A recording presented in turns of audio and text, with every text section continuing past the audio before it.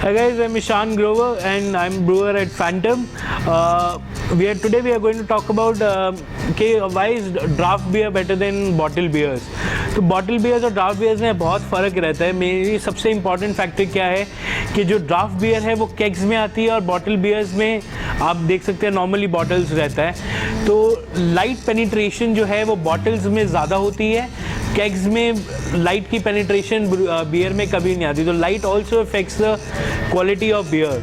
उसके बाद दूसरी इंपॉर्टेंट चीज़ क्या है कि these are yes recyclable but kegs are better क्योंकि वो ब्रूरीज में वापस चले जाते हैं और pollution it does not contribute to pollution in the ecosystem.